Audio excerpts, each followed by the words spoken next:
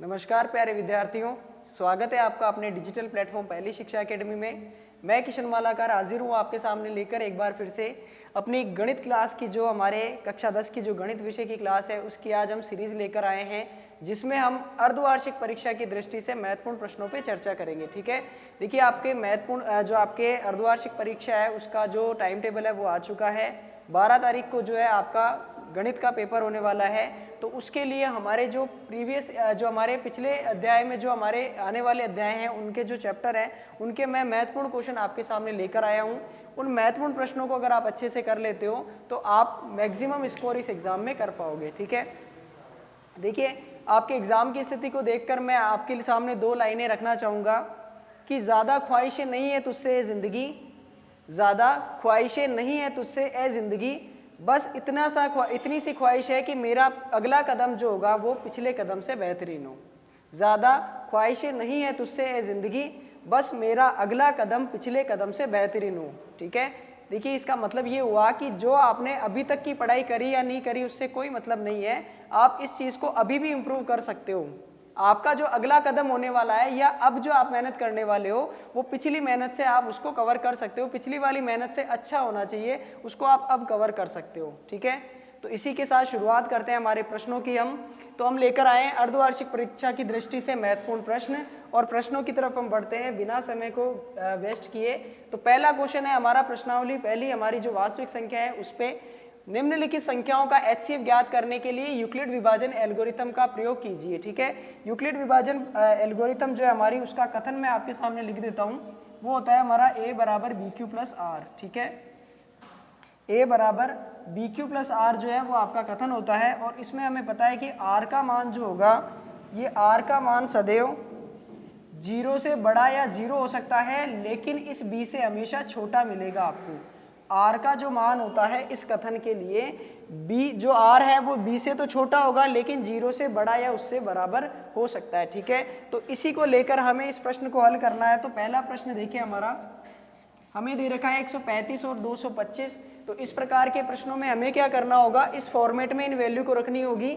जो हमारे a के लिए काम करेगा वो होता है हमारा भाज्य। ठीक है, इस कथन का अगर मैं हिंदी में बताना चाहूँ तो ये क्या होता है, भाज्य बराबर भाजक गुणा भागफल प्लस शेषफल। ठीक है, तो हमारा जो भाज्य होगा वो 225 हो जाएगा, यानी a बराबर कितना हो जाएगा हमारा 225, और छोटी वाली संख्या जो है उसको हम लिख सकते हैं b। ठीक है,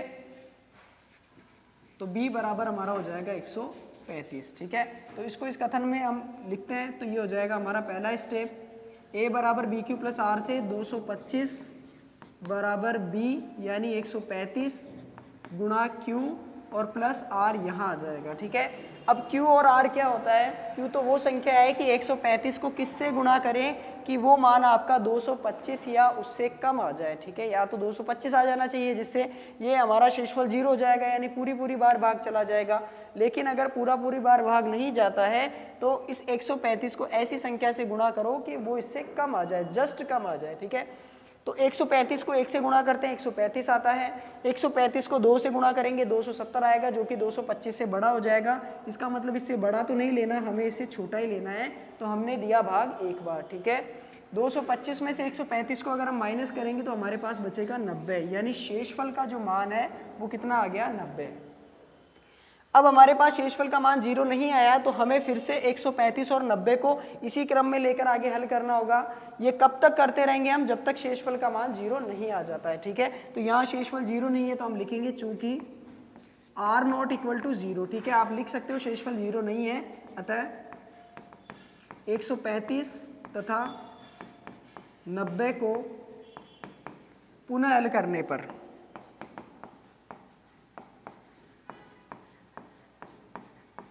ठीक है, तो ये हो जाएगा हमारा a बराबर 135 जो बड़ी संख्या होती है, और b हो जाएगा हमारा 90 छोटी संख्या। ठीक है, सेकंड स्टेप के लिए हम क्या करेंगे कि हमारा जो a है वो हो जाएगा 135, तो 135 बराबर BQ, तो b 90 हो गया, q हम लिखेंगे यहाँ पे और शेषफल भी लिखेंगे। फिर से वही स्टेप हमारा कि 90 को किससे गुणा करें, 135 या उसके बराबर या उससे कम आ जाए। तो 90 को 1 से गुणा करेंगे, 90 कम 90 आएगा, 2 से गुणा करने पर 180 आएगा जो 135 से बड़ा आएगा। इसका मतलब इसको 1 से गुणा करेंगे तो यहाँ पे 90 बचेगा। 135 में से 90 को अगर आप माइनस करते हो तो आपके पास 45 बचता है। ठीक है, शेषफल 0 नहीं है तो फिर से हम लिखेंगे r नॉट इक्वल्स टू 0। अतः 90 तथा 45 को पुनः हल करने पर, ठीक है, इनको वापस क्या करेंगे, हम हल करेंगे। और हल किस मेथड से कर रहे हैं, यूक्लिड विभाजन प्रमेयिका से, यूक्लिड विभाजन एल्गोरिथम से हम इसको हल कर रहे हैं। ठीक है, तो 90 और 45 हमने लिया है, 90 तथा 45 को। चलिए, तो a बराबर हमारा हो जाएगा 90 तथा b बराबर हो जाएगा 45। इनको हल करने के लिए अपना जो अगला स्टेप है वो तीसरा स्टेप हो जाएगा 90 बराबर b यानी 45 गुणा q प्लस r। ठीक है, 45 को किससे गुणा करें कि 90 बन जाए, तो 45 को 2 से गुणा करेंगे तो ये हो जाएगा हमारा 90 और यहाँ शेषफल आ जाएगा 0। तो इस केस में हमारे पास शेषफल 0 आ चुका है। जैसे ही हमें शेषफल 0 प्राप्त होगा तो वही हमारा HCF मिल जाएगा। अब इनमें से HCF कौन सा होने वाला है, जो हमारा b का मान है, जो हमारा भाजक होगा वही हमारा क्या हो जाएगा, शेषफल हो जाएगा। ठीक है, तो इसके लिए हम लिखेंगे चूंकि r बराबर 0 है अतः HCF बराबर क्या हो जाएगा, 45 हो जाएगा। ठीक है, ये हमारे प्रश्न का आंसर हो गया। ठीक है, तो आपके सामने 3 प्रश्न दे रखे हैं, तो एक HCF ज्ञात करने वाला जो कि यूक्लिड विभाजन एल्गोरिथम से पूछेगा आपका, वो एक फिक्स क्वेश्चन आपका एग्जाम में आपको देखने को मिलेगा। ठीक है, हो सकता है कि यही क्वेश्चन आपको देखने को मिल जाए क्योंकि ज्यादातर जो आपके प्रीवियस एग्जाम है उनमें ये क्वेश्चन बार बार आ चुका है। ठीक है, तो आप अच्छे से देख ले और बाकी क्वेश्चन को भी आप हल करके प्रैक्टिस कर सकते हैं। नेक्स्ट हमारा क्वेश्चन नंबर 4 दे रखा है प्रश्नावली 1.1 का कि यूक्लिड विभाजन प्रमेयिका का प्रयोग करके दर्शाइए कि किसी धनात्मक पूर्णांक का जो वर्ग होता है, किसी धनात्मक पूर्णांक का वर्ग की बात कर रहा है। प्रश्न जरूर आपको ध्यान से पढ़ना है एग्जाम में। ठीक है, क्योंकि अगर आपने क्वेश्चन ढंग से नहीं पढ़ा तो आपका क्वेश्चन डेफिनेटली गलत होने वाला है। तो यहाँ धनात्मक पूर्णांक के वर्ग की बात कर रहा है कि वो इस रूप का हो सकता है, या तो वो 3m का होगा या 3m+1 के रूप का होगा। ठीक है, देखिए इस प्रकार के प्रश्नों में मैंने आपको बताया था कि जो हमारा सबसे पहले इसने धनात्मक पूर्णांक की बात करी तो हमें वो मानना पड़ेगा। तो माना धनात्मक पूर्णांक,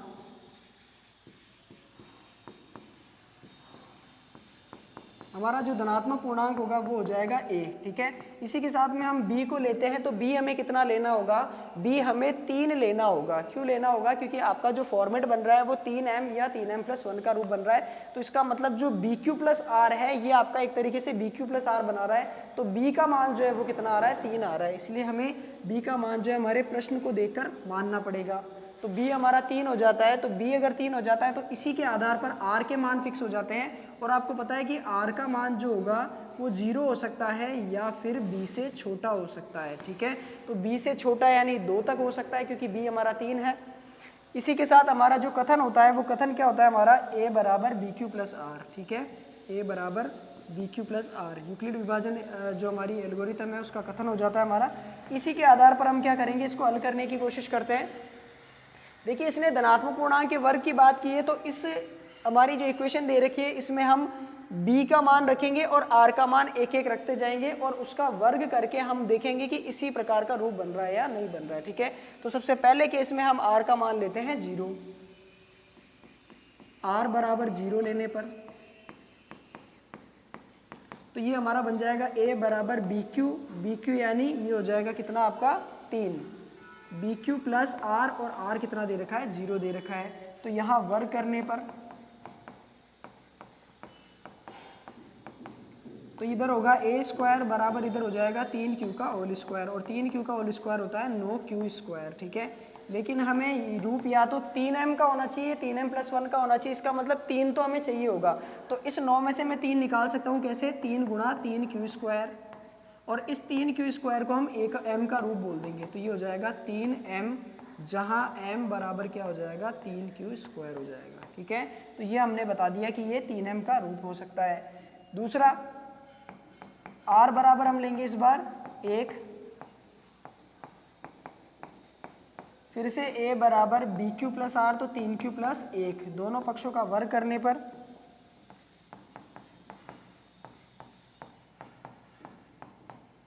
तो ये हो जाएगा ए स्क्वायर बराबर 3q प्लस 1 का होल स्क्वायर। तो यहाँ होगा ए स्क्वायर बराबर 3 का स्क्वायर हो जाता है, 3q का स्क्वायर हो जाता है 9q स्क्वायर। तो ये बन जाएगा हमारा, ये a प्लस बी के होल स्क्वायर से खुलेगा, तो यहाँ होगा A square plus B square plus 2a और ये हो जाएगा b। ठीक है, तो यहाँ से ए स्क्वायर बनेगा हमारा 9q square plus 1 plus 6q। ठीक है, अब देखिए ए स्क्वायर बराबर हो जाएगा, हमें क्या करना है, +1 पीछे रखना है। तो +1 पीछे रखने के लिए हम क्या करेंगे कि यहाँ वाले रूप को 3m बनाएंगे और ये +1 पीछे लास्ट में ले आते हैं। तो इस +1 को पीछे लिखा हमने, ये हो जाएगा 9q स्क्वायर प्लस 6q। तो ये हो जाएगा 9q स्क्वायर प्लस 6q। ठीक है, अब इसमें से हमें क्या करना होगा, 3m का रूप बनाना है, तो दोनों में से 3 कॉमन लेना पड़ेगा और पीछे हमारा क्या चल रहा है, 1 चल रहा है। तो यहाँ से हमने लिया 3 कॉमन, तो अंदर बचेगा 3q स्क्वायर, ये बना 6q है, तो इसमें से 3 कॉमन लेने पर अपने पास 2q बचेगा और +1 चल रहा है। तो ये हमारा रूप हो जाता है ए स्क्वायर बराबर 3m प्लस 1, जहाँ m हमारा क्या हो जाएगा 3q स्क्वायर प्लस 2q। ठीक है, तो r बराबर 1 के लिए भी हमने क्या बना दिया कि जो आपके धनात्मक पूर्णांक का वर्ग होगा वो 3m प्लस 1 के रूप का बनेगा। जब एक पद होता है तो उसको आपको 3m के रूप में ढालना होगा, अगर 2 या 2 से ज़्यादा पद है तो आपको उसको 3m प्लस 1 का ही रूप बनाना होगा। ठीक है, तो ये इस प्रकार से हमने बना दिया। अब हमें क्या करना होगा, इसका एक वैल्यू और लेनी है r की, r बराबर 2 के लिए भी हमें चेक करना होगा। तो r बराबर 2 के लिए हम चेक करते हैं, तो ये हो जाएगा r बराबर 2 लेने पर, जब r बराबर 2 लेते हैं तो हमारा बनता है a बराबर 3q प्लस 2। ठीक है, वर्ग करने पर ये होगा हमारा ए स्क्वायर बराबर 3q प्लस 2 का होल स्क्वायर, और होल स्क्वायर सामने ही खोलता हूँ मैं, तो इसका हो जाएगा ए स्क्वायर यानी 3q का स्क्वायर, तो इसको डायरेक्ट हम लिख सकते हैं 9q square plus b square यानी 2 स्क्वायर प्लस 2a और ये b। ठीक है, तो यहाँ से होगा ए स्क्वायर बराबर हमारा 9q स्क्वायर, देखो q वाले को या जो भी हमारे चर राशि वाले हैं उनको पास में रख लेते हैं, तो ये हो जाएगा 9q स्क्वायर प्लस 2 तिया 6, 6 दूनी 12, तो 12q प्लस 4, तो 4 को मैं लिख सकता हूँ 3 प्लस 1। ऐसा क्यों किया मैंने, क्योंकि मुझे या तो 3m का रूप बनाना है या फिर 3m प्लस 1 का रूप बनाना है। तो मैंने आपको कहा कि जब सिंगल टर्म होती है, एक पद होता है, तो वो 3m का रूप बनेगा। 3m प्लस 1 का रूप कब बनेगा, जब पदों की संख्या 2 या 2 से ज़्यादा हो जाती है। तो यहाँ पदों की संख्या 2 या 2 से ज़्यादा हो चुकी है हमारे पास, लेकिन मुझे 3m प्लस 1 का रूप बनाने के लिए लास्ट में +1 चाहिए। तो +1 के लिए मैं 4 को लिख सकता हूँ 3 प्लस 1, तो 3 यहाँ से कॉमन आ जाएगा पूरी टर्म में से, लास्ट में +1 रह जाएगा। तो इसको लिख सकते हैं ए स्क्वायर बराबर 3 कॉमन आने पर ये बनेगा 3q square plus 4q plus 1 और प्लस 1। तो इसको मैं बोल सकता हूँ ए स्क्वायर बराबर 3m प्लस 1, जहाँ हमारा m क्या हो जाएगा, ये पूरा पद हो जाएगा 3q square plus 4q plus 1, ये हमारा m हो जाता है। तो इस प्रकार से हम कह सकते हैं कि किसी धनात्मक पूर्णांक जो है उसका रूप कैसा हो सकता है, 3m और 3m प्लस 1 का रूप हो सकता है। धनात्मक पूर्णांक का वर्ग आपको ध्यान रखना है कि उसका वर्ग करने पर आपको ये रूप आना चाहिए। ठीक है, इसी प्रकार से आपका प्रश्नावली जो है आपके उसमें 5वां प्रश्न दे रखा है कि धनात्मक पूर्णांक का घन जो होता है वो 9m, 9m plus 1, 9m plus 8 के रूप का होना चाहिए। तो वो प्रश्न भी आप इसी प्रकार से ट्राई कर सकते हैं। बस वहाँ क्या करना होगा, वर्ग की जगह घन करना होगा, यानी पावर 3 लगानी होगी। ठीक है, तो ये प्रश्न आपके एग्जाम की दृष्टि से बहुत महत्वपूर्ण हो जाता है। नेक्स्ट क्वेश्चन की तरफ चलते हैं। हमारा जो प्रश्नावली 1.3 दिया गया है उसमें कह रहा है कि सिद्ध कीजिए कि √5 एक अपरिमेय संख्या है। ठीक है, √5 एक अपरिमेय संख्या है। इसी प्रकार से प्रश्न संख्या 2 भी दे रखा है कि 3 + 2 √5 एक अपरिमेय संख्या है। तो दोनों प्रश्नों में हमें इनको अपरिमेय बताना है, लेकिन मैं आपको बता देता हूं कि अगर आपने इसको सिद्ध कर दिया तो ये प्रश्न हम आसानी से सिद्ध कर सकते हैं। ठीक है, जो हमारे मेन बड़ा जो हमारा क्वेश्चन होने वाला है वो सिर्फ √5 वाला होने वाला है, क्योंकि ये अकेला √5 है, जबकि इस प्रकार के प्रश्नों में हम √5 को अकेला करके आसानी से हल कर लेंगे। ठीक है, तो हम चलते हैं हमारे प्रश्न संख्या पहले पर। हमें सिद्ध करना है कि √5 एक अपरिमेय संख्या है, तो हम इसको उल्टा लेंगे। यानी हम बोलेंगे इसको माना √5 एक परिमेय संख्या है। ठीक है,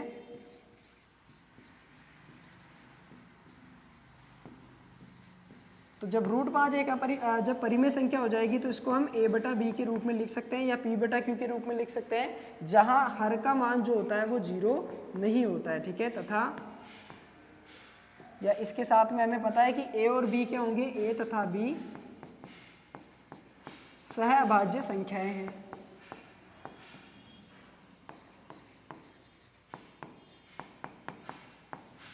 ठीक है, ये हमारे क्या हो जाएगा, सहअभाज्य संख्या हो जाएगी। इसका मतलब ये हो गया कि a और b में संख्या एक के अलावा कोई भी संख्या कॉमन नहीं है, ठीक है। अगर हमने ये चीज बता दी कि a और b में उभयनिष्ठ संख्या जो है 4 है, 5 है, 3 है, कुछ इस प्रकार की संख्या बता दी, तो हम कह सकते हैं कि हमने जो माना है वो कथन हमारा गलत है। तो हमारा मेन पॉइंट क्या रहने वाला है कि हम a और b के अंदर कोई ऐसी संख्या ढूंढेंगे जो a को भी विभाजित करती है और b को भी विभाजित करती है, ठीक है। तो सबसे पहले इसको हल कर लेते हैं। तो यहाँ से हो जाएगा हमारा b√5 बराबर a, इक्वेशन 1 नाम देता हूँ क्योंकि हमारे नेक्स्ट स्टेप में काम में आएगा। तो हमने a को b के रूप में बदल दिया। अब दोनों पक्षों का वर्ग कर लेते हैं।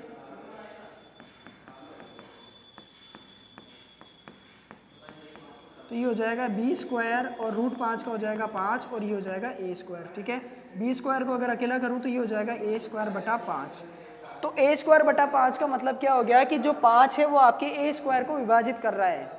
और आपके प्रमेय है इस प्रश्नावली में कि अगर कोई संख्या किसी संख्या या कोई ऐसी परिमेय संख्या जो किसी संख्या के वर्ग को विभाजित करती है तो वो उस संख्या को भी विभाजित करेगी, ठीक है। इसका मतलब ये हुआ कि अगर 5 a² को विभाजित कर रहा है तो वो a को भी विभाजित करेगा। चूंकि 5 a² को विभाजित करता है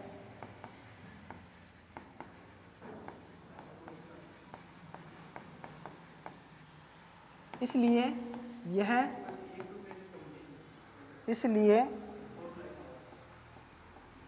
5 a को भी विभाजित करेगा।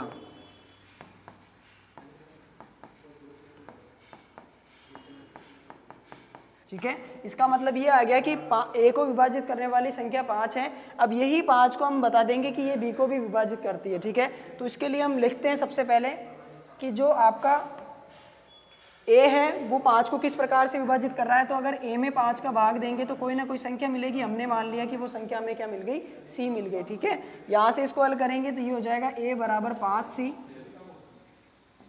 जब a का मान हमें हटाना है क्योंकि a को तो 5 विभाजित कर चुका है, अब हमें बताना है कि वो b को विभाजित करता है। तो समीकरण 1 से हम a का मान रख देते हैं b√5 बराबर 5c, ठीक है। ये कहाँ से रखा हमने, समीकरण 1 से। वर्ग करने पर क्या होगा, ये हो जाएगा हमारा b² गुणा 5 बराबर 25c², ठीक है। b का स्क्वायर b², √5 का 5, 5 का स्क्वायर 25 और c² का ये हो जाएगा, ठीक है। तो यहाँ से हम देखें हमें b² के भाग में लाना होगा 5, तो ये 25 आएगा और यहाँ c² अकेला हो जाएगा। तो 5 से ये गया 25 गया 5 बार, तो b² बटा 5 आ जाता है बराबर c²। यानी यहाँ क्या हो रहा था कि a² में 5 का भाग दिया, b² बार गया।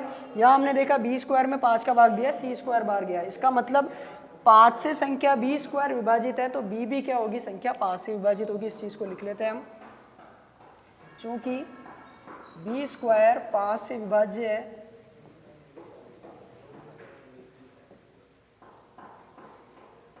इसलिए b भी 5 से विभाजित होगा।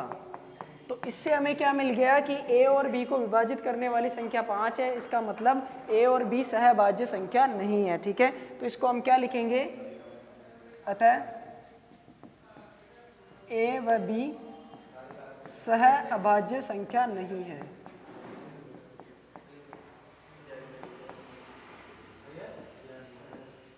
जब ये सहअभाज्य संख्या नहीं है तो हमारी बात का क्या हो चुका है, खंडन हो चुका है, विरोध हो चुका है। तो इसको हम क्या लिखेंगे, अतः हमारी बात का विरोध हुआ है तो हम लिखेंगे यह विरोधाभास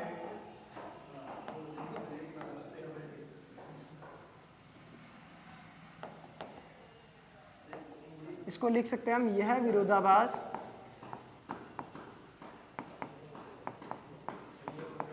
हमारी गलत अवधारणा के कारण उत्पन्न हुआ है।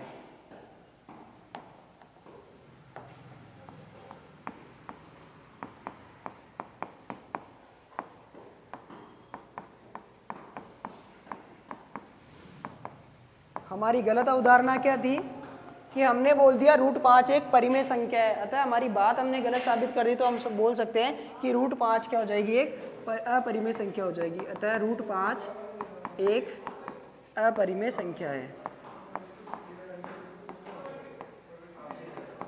तो इस प्रकार से हम इस प्रश्न को हल कर सकते हैं, ठीक है, कि √5 क्या है, आपकी अपरिमेय संख्या है। उल्टा हमें एज्यूम करना होगा, ए और बी में हमने जो है 5 एक कॉमन जो है इनका गुणनखंड बता दिया।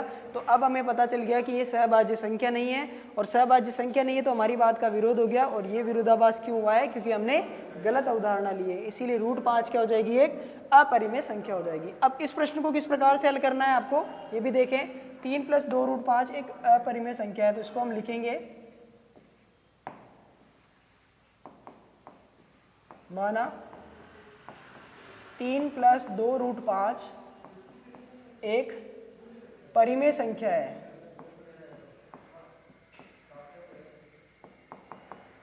तो जब ये परिमेय संख्या होगी तो इसके लिए हम लिख सकते हैं 3 + 2 √5 बराबर a/b, ठीक है, जहां b ≠ 0।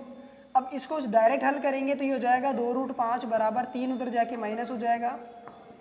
जब 2 को यहाँ से हटाएंगे तो ये 2 हमारा a/b के अपॉन में जाएगा, तो इससे गुणा हो जाएगा -3/2। तो इसको लिख सकते हैं हम √5 बराबर a/2b -3/2, ठीक है। अब सामने वाली संख्या भिन्न है, जो दो भिन्न आपस में माइनस हो रही है, तो भिन्न वाली संख्या है तो आपकी परिमेय संख्या होती है, जबकि सामने वाली संख्या आपकी √5 एक अपरिमेय संख्या है। कभी भी अपरिमेय संख्या परिमेय संख्या के बराबर नहीं हो सकती है, इसलिए हमारी बात का विरोध हो जाएगा, ठीक है। तो हम लिख सकते हैं चूंकि a/2b -3/2 एक परिमेय संख्या है, जबकि √5 एक अपरिमेय संख्या है, ठीक है। हमारी बात का खंडन हो चुका है। फिर से आप वही लाइन लिखेंगे कि यह विरोधाभास हमारी गलत अवधारणा के कारण उत्पन्न हुआ है, अतः 3 + 2 √5 क्या हो जाएगा, एक अपरिमेय संख्या हो जाएगी, ठीक है।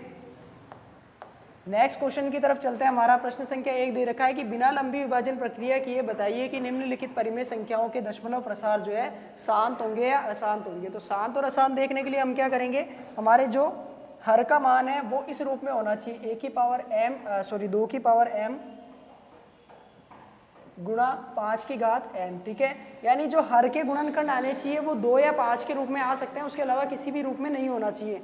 2 और 5 के अलावा अगर आपको कोई संख्या दिखती है तो वो संख्या आपकी जो है उसका दशमलव प्रसार अशांत हो जाएगा।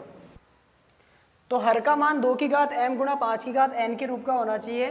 तो इसके लिए हम प्रत्येक संख्या के लिए क्या करेंगे, उसके हर का जो है अभाज्य गुणनखंड करके चेक करेंगे, ठीक है। ये इस प्रकार का प्रश्न जो है आपको डेफिनेटली एग्जाम में मिलेगा।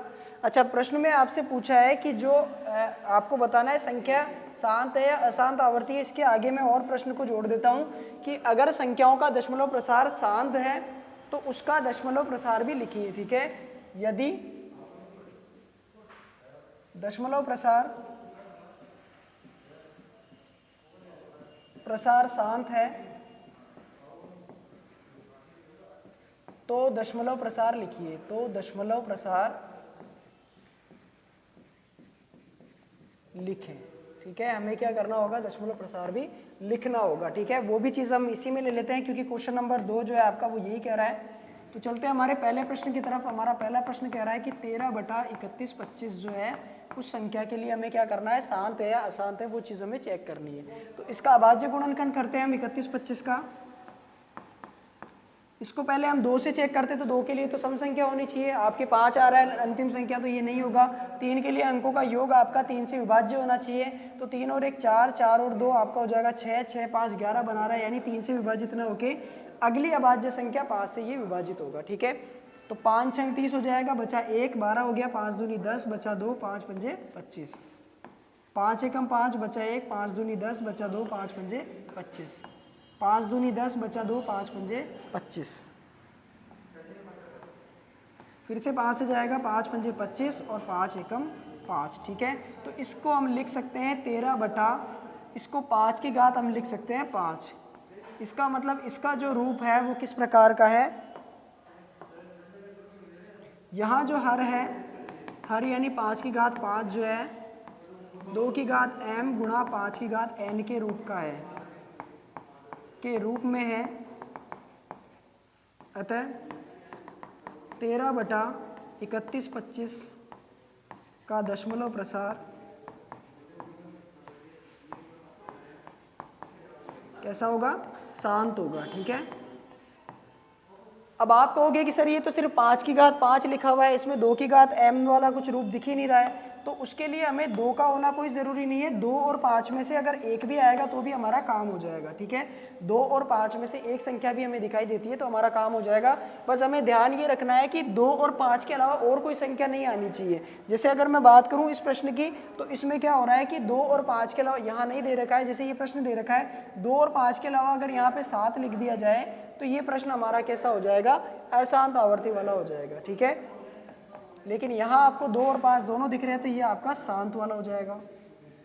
ठीक है, अब हमने लिखा है आगे कि अगर दशमलव प्रसार शांत है तो उसका दशमलव प्रसार भी लिख दीजिए, यानी 13/31/25 का हमें दशमलव प्रसार लिखना है। तो दशमलव प्रसार किसी भी संख्या का लिखने से पहले हमें पता है कि उस संख्या में अगर हमें बटे में 10 दे दिया, या उस संख्या के भाग में अगर हमें 100 दे दिया, या उस संख्या के भाग में अगर हमें 1000 दे दिया, तो उसका हम दशमलव प्रसार आसानी से लिख सकते हैं। ये संख्या हो जाएगी 152.5, ये संख्या हो जाएगी 15.25 और ये संख्या हो जाती है 1.525। यानी दशमलव प्रसार लिखना कब आसान होता है?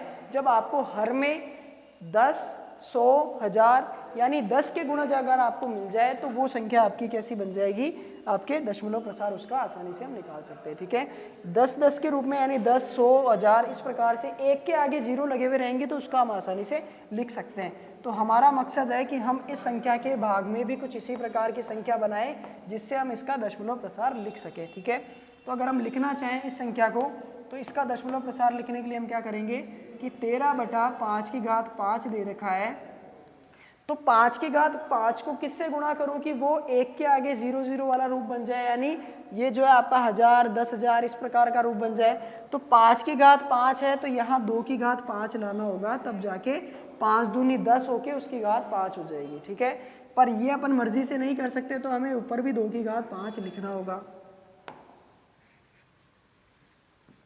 इसको हल करेंगे तो ये हो जाएगा 13 गुणा 2 गुणा 2 गुणा 2 गुणा 2 गुणा 2। ठीक है, नीचे बनेगा 10 की घात 10 की घात 5, क्योंकि दोनों के ऊपर घात क्या आ रही है? 5 आ रही है।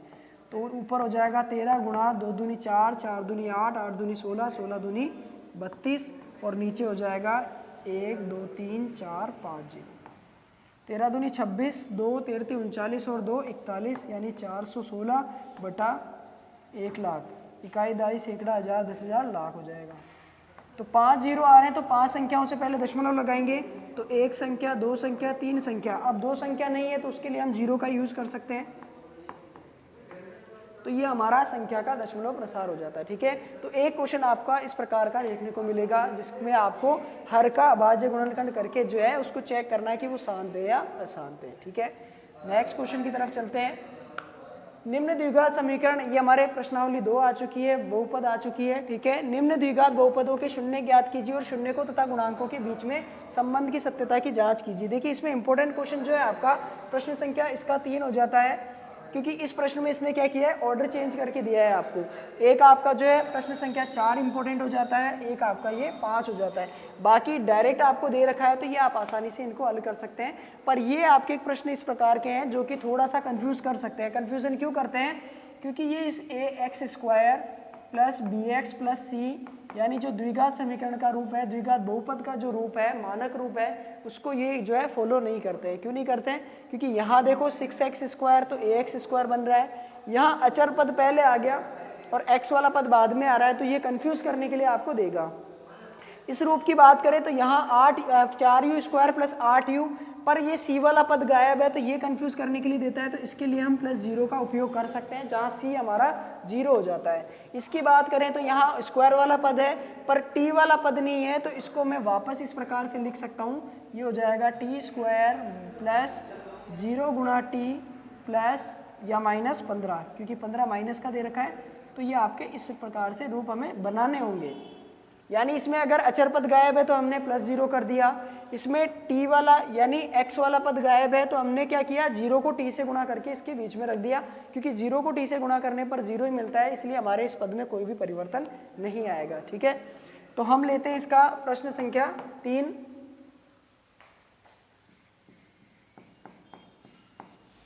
ये है हमारा question 6x² minus 3 minus 7x। तो सबसे पहले इसको जो हमारा द्विघात बहुपद का रूप है उस रूप में लिखते हैं। सबसे पहले x² वाला पद आएगा, उसके बाद में x वाला आएगा और फिर अचर पद आएगा। ठीक है, इसको हम बोल सकते हैं p ऑफ x, जो हमारा बहुपद होता है उसको हम p ऑफ x बोलते हैं। तो शून्य के लिए क्या किया जाता है,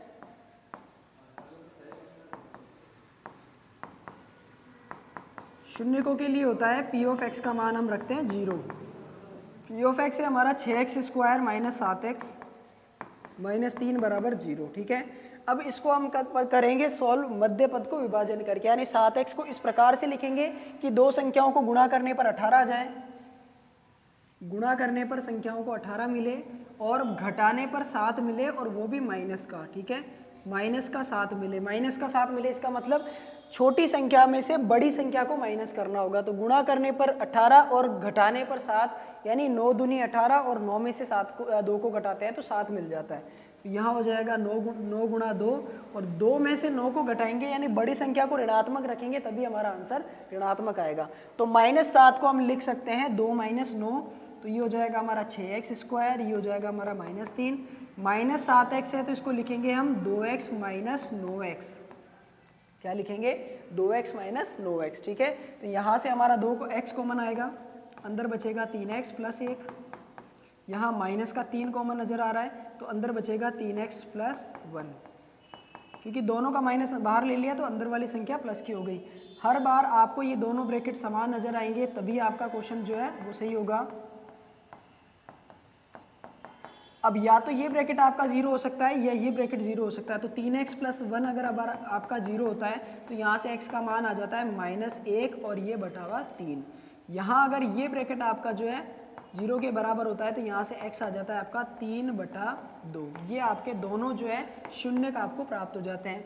एक शून्य को हो गया x बराबर -1/2, एक हो जाता है आपका x बराबर 3/2। ठीक है, अब इसकी जाँच के लिए हमें क्या करना होगा, जांच के लिए 2 बिंदु हमने पढ़े थे। पहला बिंदु होता है हमारा शून्यकों का योग, वो होता है आपका -b/a। ठीक है, अब ABC कहाँ से निकाले, तो यहाँ अगर मैं ABC की बात करूँ तो मानक रूप को देख के आप कंपेयर करें। a जो होता है x² का गुणांक यानी a बराबर 6 हो गया, b होता है आपका x का गुणांक यानी -7 हो गया, c होता है आपका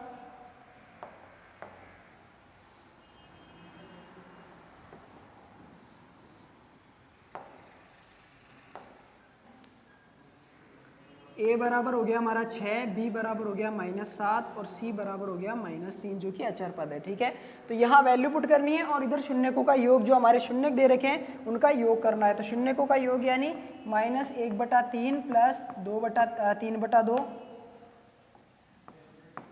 बराबर इधर माइनस, और b कितना है हमारा, b हमारा -7 है, a कितना है हमारा, a 6 दे रखा है। यहाँ एलसीएम लिया 3 दूनी 6 आ जाएगा, 2 को 1 से किया -2, 3 को 3 से किया 9, ये हो जाएगा माइनस माइनस प्लस का 7/6, और 9 में से 2 माइनस किया तो भी 7/6।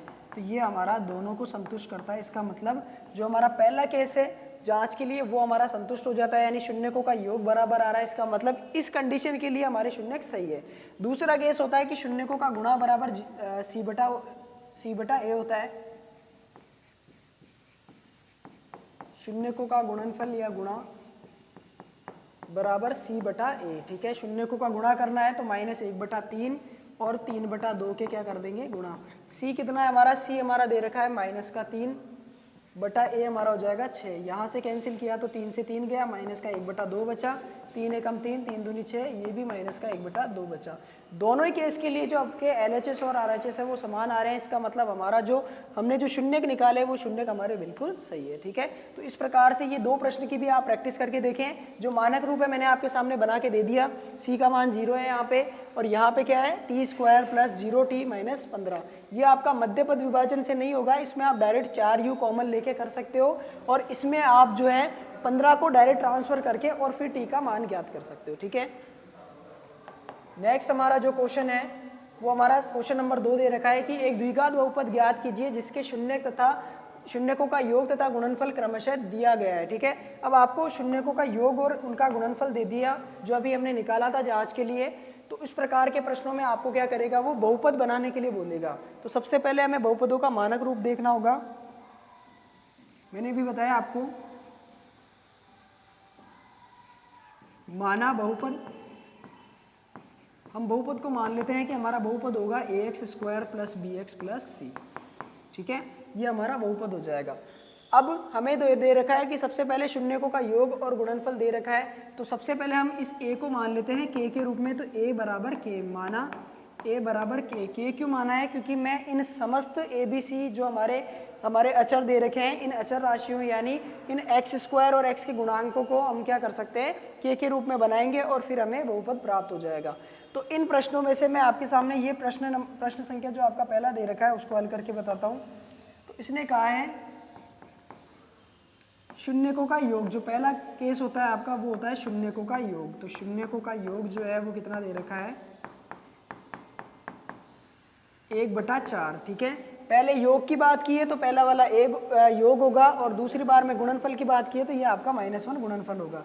शून्यकों का योग हमें पता है क्या होता है, शून्यकों का योग होता है आपका -b/a बराबर 1/4 दे रखा है। इस a को इधर भेजेंगे तो ये हो जाएगा -4b, और a को 1 से गुणा किया तो a हो जाएगा। ठीक है, अब b का मान जो है हम a के रूप में निकाल सकते हैं। तो b बराबर हो जाएगा -a/4। ठीक है, और a की जगह हम रख सकते हैं k। तो b का मान भी हमारा जो है वो k के रूप में आ गया -k/4। इसी प्रकार से c का मान भी जो है हम किस प्रकार से लिखेंगे, k के रूप में लिखेंगे। और उसके लिए हमारी दूसरी हिंट काम में आती है शून्यकों का गुणनफल।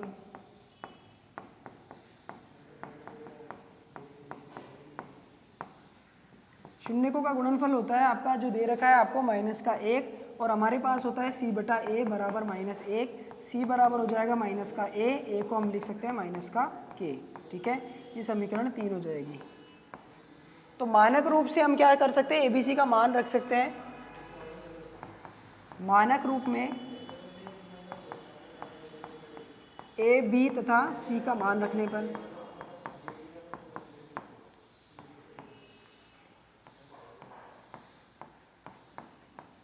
मानक रूप में मान रखेंगे तो a का मान हो जाएगा हमारा kx², b की जगह आ जाएगा -k/4 और x प्लस c की जगह आएगा -k।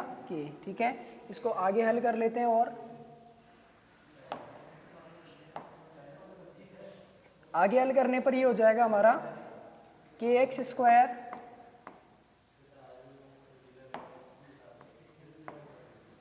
-kx/4 -k। ठीक है, अब यहाँ से सबसे पहले एलसीएम ले लेते हैं 4 का। तो ये हो जाएगा 4kx²,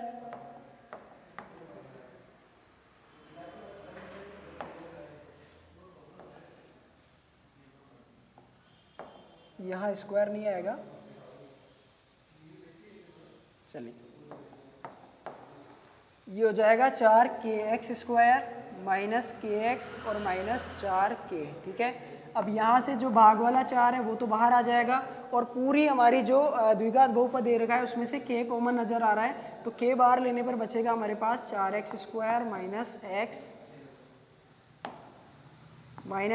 -4। ठीक है, तो ये जो हो जाता है हमारा अभिष्ट बहुपद हो जाता है। तो हम लिख सकते हैं अतः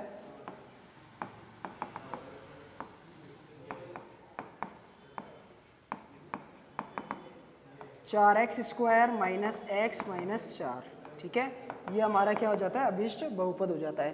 तो शून्यकों का योग और शून्यकों के गुणा से हम आसानी से क्या कर सकते हैं, अपना बहुपद ज्ञात कर सकते हैं।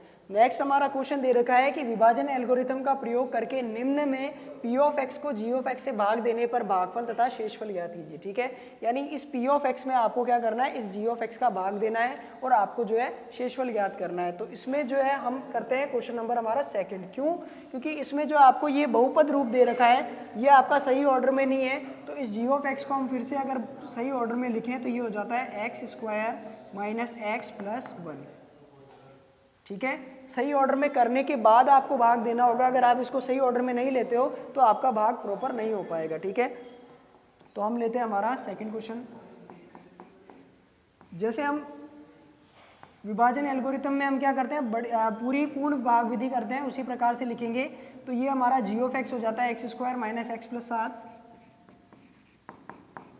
X square minus x plus 1 दे रखा है। ठीक है, और यहाँ हो जाएगा एक्स की घात 4 minus 3x square plus 4x plus 5। ठीक है, भाग देने का तरीका कि इसके पहले वाले पद में इसके पहले पद का भाग देते हैं। तो x की घात 4 में x की घात 2 का भाग देंगे तो हमारे पास आएगा x की घात 2। इसको फिर से गुणा करते हैं इस पूरे पद से, x की घात 2 को x की घात 2 से किया तो x की घात 4 आएगा, माइनस से किया तो ये हो जाएगा माइनस का एक्स क्यूब। ठीक है, अब माइनस का एक्स क्यूब वाला पद यहाँ नहीं है, इसका मतलब ये सोल्व नहीं हो पाएगा। ठीक है, तो इसको लिख लेते हैं एक बार का माइनस का एक्स क्यूब, और एक्स स्क्वायर को प्लस 1 के साथ किया तो ये पद पहले लिखना होगा हमें। ठीक है, या इस पद को अगर मैं थोड़ा बढ़ा के लिखना चाहूँ,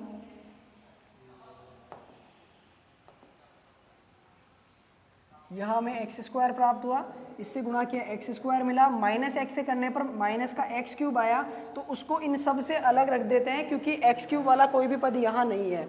अब एक्स स्क्वायर को 1 से गुणा करेंगे तो प्लस का एक्स स्क्वायर आएगा। ठीक है, इसको हल करते हैं। हल करने के लिए साइन चेंज करने होंगे, जो नीचे वाले स्टेप में उन सबके साइन चेंज करेंगे। ठीक है, तो ये पद हमारा सेम होके कैंसिल हो जाएगा।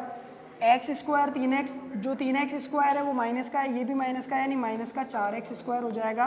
पर उससे पहले हमें क्या लिखना होगा, उससे पहले हम लिखेंगे हमारा क्यूब वाला रूट। ठीक है, जो हमारा x दे रखा है क्यूब में, यानी प्लस का एक्स क्यूब। ऑर्डर का हमें ध्यान रखना है। फिर आगे plus 4x plus 5, x cube में एक्स स्क्वायर का भाग देने पर आएगा प्लस का x, इसको वापस गुणा करने पर आएगा x cube minus x square और प्लस x। ठीक है, यहाँ माइनस करने पर आएगा ये माइनस, ये प्लस, ये माइनस, ये कैंसिल होगा, ये माइनस का 4x स्क्वायर प्लस का x स्क्वायर, तो माइनस का 3x स्क्वायर बचेगा। यहाँ बचेगा अपने पास प्लस का 3x और प्लस का 5। 3x स्क्वायर में इस x स्क्वायर का भाग देंगे तो माइनस का 3 बचेगा, वापस गुणा करने पर माइनस का 3x स्क्वायर, माइनस 3 को x से किया तो माइनस का 3x, माइनस 3 को प्लस 1 से किया तो माइनस का 3। ठीक है, यहाँ क्या होगा, ये हो जाएगा प्लस, ये हो जाएगा प्लस और ये हो जाएगा प्लस, ये कैंसिल हो जाएगा। अच्छा, माइनस के 3 को माइनस के x से करेंगे तो यहाँ प्लस का x आ जाएगा। ठीक है ना,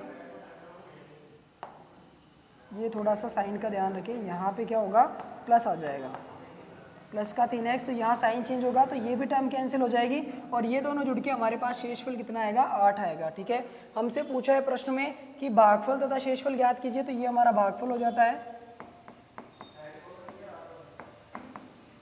x square plus x minus 3 और शेषफल हो जाता है हमारा 8।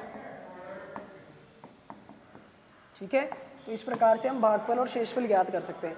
एक प्रश्न आपका इनसे इस प्रकार से भी पूछा जाता है कि चेक कीजिए कि ये जो g ऑफ x है इस p ऑफ x का एक गुणनखंड है या नहीं है। तो गुणनखंड होने के लिए आपको पता है कि जब g ऑफ x का भाग देते हो तो वो भाग पूरा पूरा जाना चाहिए। पूरा पूरा जाने का मतलब है कि शेषफल अगर आपको 0 प्राप्त होता है तब तो ये इसका गुणनखंड है। अगर शेषफल 1, 2 या कुछ भी आंसर आ जाता है, 0 के अलावा कोई भी संख्या आती है, तो हम कह सकते हैं कि ये g ऑफ x जो है इस p ऑफ x का गुणनखंड नहीं होगा। ठीक है, ये आपका क्वेश्चन नंबर 2 या 3 इस प्रकार से दे रखा है। ठीक है, नेक्स्ट हमारे क्वेश्चन की तरफ हम बढ़ते हैं। प्रश्न संख्या 3 क्या कह रहा है, 3x या 4 plus 6x cube minus 2x square minus 10x plus 5 के अन्य सभी शून्य ज्ञात कीजिए। देखिए 4 घात वाला है तो 4 शून्य का आएंगे, 2 घात वाले में 2 शून्य का आते हैं, 3 वाले में 3, अगर ये 4 वाला है तो 4 शून्य का आएंगे। और उसमें से आपको जो है 2 शून्य दे रखे हैं, एक शून्य तो हो गया आपका √5/3 और एक हो गया माइनस √5/3। ठीक है, देखिए जो शून्य होते हैं वो आपका x का मान होता है, जो आपके शून्य होते हैं वही आपका x का मान होता है। तो मैं इसको लिख सकता हूँ कि आपको x का मान दे रखा है, एक तो x बराबर √5/3 और एक दे रखा है x बराबर माइनस √5/3। जब x की वैल्यू दे रखी है तो इसको अंदर लेते हैं तो ये हो जाएगा x माइनस √5/3 बराबर 0 और एक ये हो जाता है x प्लस √5/3 बराबर 0। ठीक है, अगर ये पद और ये पद दोनों 0 के बराबर है तो इनका गुणनफल भी क्या होगा, 0 के बराबर होगा। तो मैं इसको ऐसे भी लिख सकता हूं,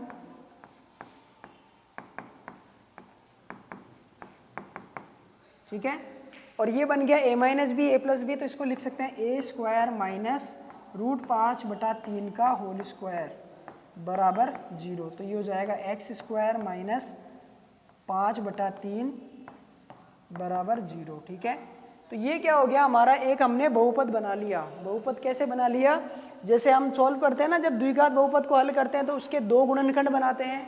ये गुणनखंड आपका 0 के बराबर हो सकता है या ये हो सकता है। फिर यहाँ से x की वैल्यू निकलती है, यहाँ से x की वैल्यू, तो हमें शून्य प्राप्त हो जाते हैं। उसी प्रकार से शून्यकों से हमने क्या कर लिया, इस पूरे जो आपके 4 घात वाला बहुपद दे रखा है उसका एक हमने गुणनखंड बना लिया, जो कि कितना हो गया आपका एक्स स्क्वायर माइनस 5/3 बराबर 0। इसको और अगर हम हल करना चाहें तो ये हो जाएगा एक्स स्क्वायर, यहाँ इसका एलसीएम लेके हल कर सकते हैं।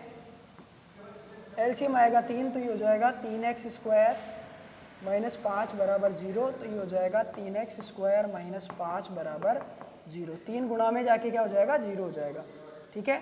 इसको मैं बोल सकता हूँ जी ऑफ एक्स। तो ये हो गया जी ऑफ एक्स बराबर 3x स्क्वायर माइनस 5, ठीक है, जो कि गुणनखंड किसका है, 3x की घात 4 plus 6x cube minus 2x square minus 10x minus 5 का। अगर इसका मैं भाग देता हूँ उसमें, तो मुझे भागफल में एक और गुणनफल इसका गुणनखंड मिलेगा। उस गुणनखंड को मैं फिर से जो है हल करके 2 शून्यक वहाँ से निकाल लूँगा, ठीक है। कहने का मतलब है, जैसे कोई संख्या आपको 15 दे रखी है तो उसमें से उसका एक गुणनखंड आपको पता है कि 3 है। अब उस 3 का अगर मैं भाग दे देता हूँ 15 में, तो ये जाता है 5 बार, यानी मुझे दूसरा गुणनखंड जो है इस पहले गुणनखंड से भाग देने पर पता चल जाएगा। और उससे फिर हम क्या कर सकते हैं, 2x के मान और ज्ञात कर सकते हैं, ठीक है। तो इसका मतलब जो जी ऑफ एक्स हमें मिला है, उस जी ऑफ एक्स से हम भाग देकर क्या करेंगे, शेष 2 शून्यक के लिए हम गुणनखंड ज्ञात करेंगे, ठीक है। तो जी ऑफ एक्स का भाग देते हैं।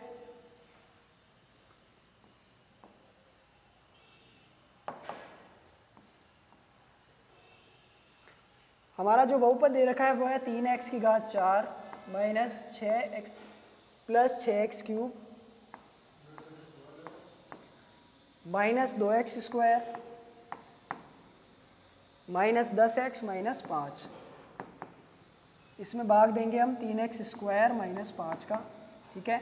3x स्क्वायर का भाग दिया 3x की घात 4 में, तो 3 से 3 कैंसिल होगा, x की घात 2 से 2 घात कैंसिल होगी, तो x की घात 2 बचेगी। वापस गुणा करने पर आ जाएगा 3x की घात 4। पहला पद हमेशा समान बनेगा। 5 से गुणा किया तो माइनस का 5x स्क्वायर आएगा, तो उसको x स्क्वायर के नीचे लिखना होगा। अब इनका साइन चेंज करेंगे, ये माइनस होगा, ये प्लस होगा, ये कैंसिल होगा। यहाँ से पहले क्यूब वाला पद लिखेंगे, 5 में से 2 गया तो यहाँ पे प्लस का 3x स्क्वायर आएगा, माइनस का 10x माइनस का 5, ठीक है। 3x स्क्वायर का भाग दिया 6x क्यूब में, तो 3 दूनी 6 प्लस का 2 बचा। x स्क्वायर से x क्यूब में भाग गया तो x बचा। 2x को फिर से गुणा किया तो ये तो बनेगा 6x क्यूब। 2x को 5 से गुणा किया तो माइनस 10x हो जाएगा। साइन चेंज करेंगे तो ये गया और ये भी कैंसिल हो जाएगा। अब बचा 3x square minus 5। 3x square में 3x स्क्वायर, ये पूरा पद इससे जाएगा एक बार, एक को फिर से गुणा किया तो यही चीज़ आ जाएगी। साइन चेंज करने पर पूरा कैंसिल होगा, शेषफल 0 आएगा। शेषफल डेफिनेटली 0 आएगा क्योंकि ये जो है इसका एक गुणनखंड है। तो गुणनखंड का जब हम भाग देते हैं तो शेषफल क्या मिलता है, 0 मिलता है।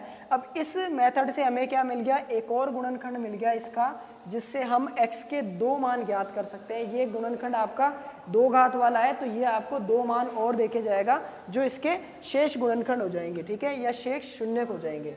तो हम लेते हैं x square plus 2x plus 1 को, ठीक है। इसका मान हम क्या रखेंगे, 0 के बराबर रखेंगे। तो गुणा करने पर 1 आना चाहिए, जोड़ने पर 2 आना चाहिए, तो 1 एकम 1 होता है, ठीक है। तो इसको हम लिख सकते हैं x square plus x plus 1 बराबर 0। यहाँ कॉमन आएगा x, तो अंदर बचेगा x प्लस 1। यहाँ से कुछ भी कॉमन नहीं आ रहा है तो 1 लेंगे, अंदर बचेगा x प्लस 1। ये ब्रैकेट आपका सेम आ गया तो x प्लस 1, यहाँ बचेगा x, यहाँ बचेगा प्लस 1 बराबर 0। तो x प्लस 1 बराबर 0, x प्लस 1 बराबर 0, तो यहाँ से x का मान आएगा -1, यहाँ से भी x का मान आएगा -1, ठीक है। x के 2 मान आ जाते हैं, तो ये हमारे शेष शून्य का हम इस प्रकार से निकाल सकते हैं, ठीक है। नेक्स्ट हमारा क्वेश्चन दे रखा है, निम्न समस्याओं में रेखिक समीकरणों के युग्म बनाइए और उनके ग्राफीय हल विधि से हल कीजिए। देखिए आपके जो हम हाफ फील्ड लिए उसमें ग्राफ का क्वेश्चन फिक्स आएगा, ग्राफ विधि से आपको उसको हल करना होगा। तो ग्राफीय विधि के लिए मैं आपको एक क्वेश्चन समझा देता हूँ, आपके ये इस प्रकार का क्वेश्चन जो है एग्जाम की दृष्टि से महत्वपूर्ण हो जाता है। जो सेकंड क्वेश्चन दे रखा है, इसको आप इस प्रकार के प्रश्नों को आप अच्छे से पढ़ के जाएं, क्योंकि ग्राफी विधि में आपको बिल्कुल सिंपल सा क्वेश्चन मिलेगा जिसको आप आसानी से बना सकते हैं, ठीक है। इसको अगर हम पढ़े तो ये कह रहा है कि 5 पेंसिल तथा 7 कलमों का मूल्य जो है 50 रुपये है, जबकि 5 पेंसिल तथा 7 पेंसिल तथा 5 कलमों का मूल्य जो है वो 46 रुपये है। तो एक पेंसिल तथा एक कलम का मूल्य ज्ञात कीजिए। तो जो चीज़ हमसे पूछी है सबसे पहले हम उसी को मान लेते हैं। तो माना एक पेंसिल का मूल्य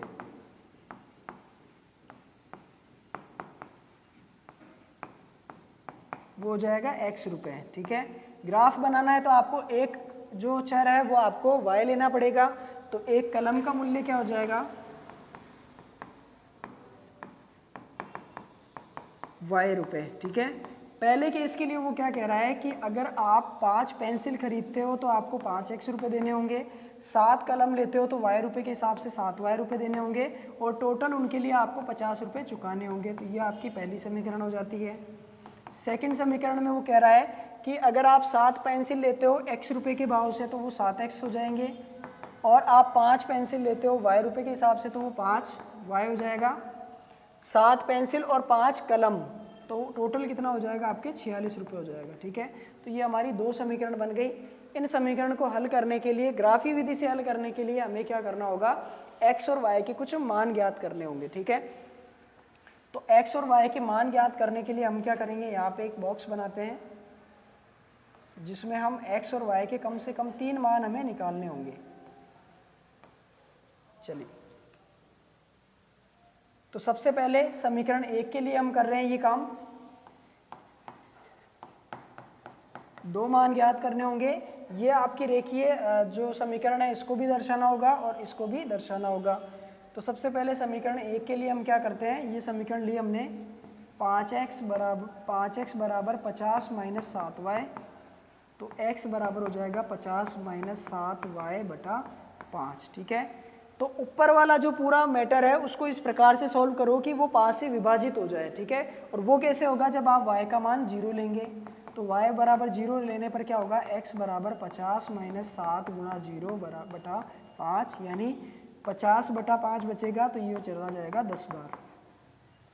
तो y के 0 पर आपको x का 10 प्राप्त होगा।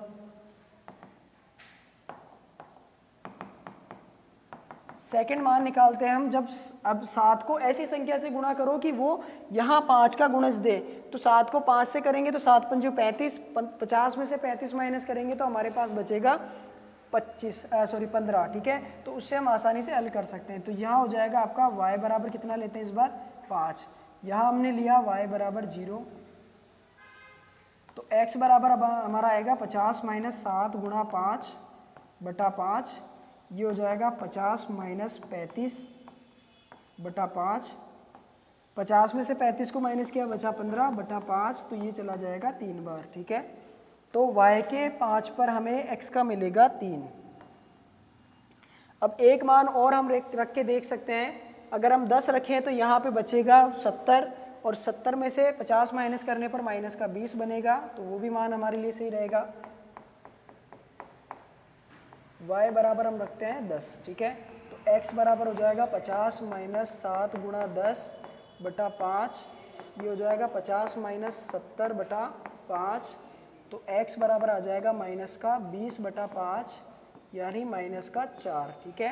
y बराबर 10 पे कितना मिला हमें, x बराबर माइनस का 4, ठीक है। अब सेकेंड इक्वेशन हमारी 7x प्लस 5y बराबर 46 है, तो इसके लिए हम देख लेते हैं। 7x प्लस 5y बराबर 46, ठीक है। तो यहाँ से y का मान निकाल लेते हैं। 5y बराबर हो जाएगा 46 माइनस 7x बटा, या अगले स्टेप में होगा y बराबर 46 माइनस 7x बटा 5। ठीक है, अब यहाँ भी कुछ ऐसा मान बनाने की कोशिश करते हैं जो 5 से कैंसिल हो जाएगा। तो y बराबर हमारा हो जाता है, सबसे पहले x का मान रखना होगा जिससे y का मान निकलेगा हमारा। तो x बराबर ऐसा क्या रखें कि वो आपका कैंसिल हो जाए या फिर 5 से जो है विभाजित होने वाली संख्या आपको दे दे। तो 7 अगर मैं रखता हूँ, 1 अगर रखता हूँ तो यहाँ पे बनेगा 7, तो यहाँ से बनेगा आपका 39 जो कि नहीं हो पाएगा। 7 दूनी 14, 14 अगर माइनस करते हो तो वो भी नहीं हो पाएगा आपका। 7 8 56, अगर आप 8 रखते हो x का मान तो आपका हो सकता है। तो y बराबर हो जाएगा 46 माइनस 7 गुणा 8 बटा 5। तो y बराबर आ जाएगा 46 माइनस 56, तो y बराबर आएगा आपका -10 बटा 5 यानी -2। ठीक है, इसके लिए बॉक्स हम इधर बना लेते हैं।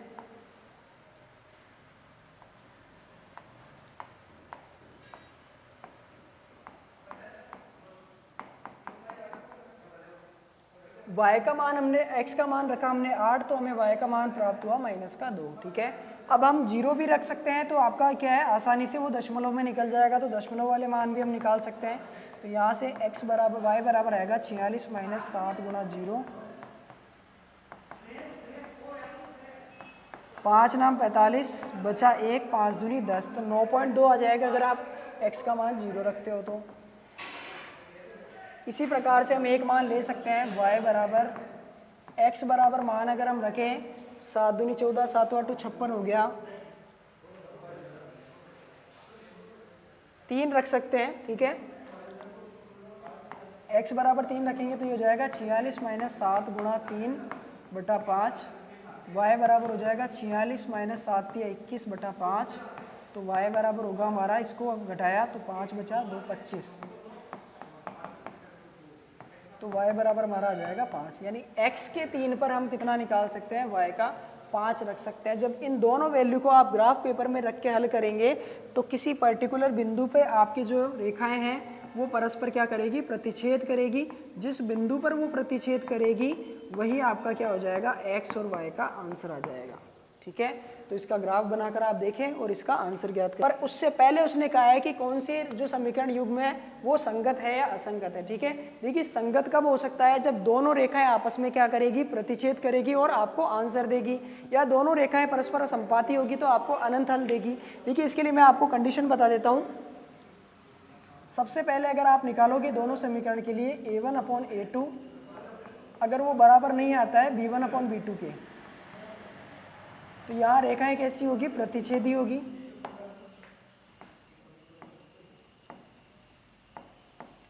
और प्रतिच्छेदी होगी तो आपको क्या मिलेगा, अद्वितीय हल मिलेगा।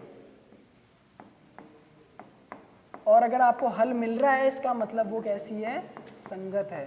ठीक है, दूसरा केस आपका होता है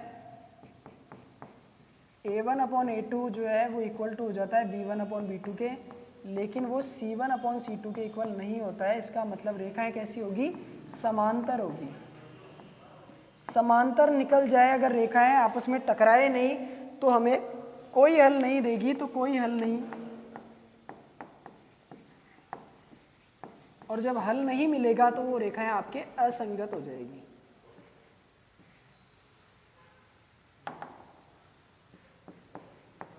ठीक है,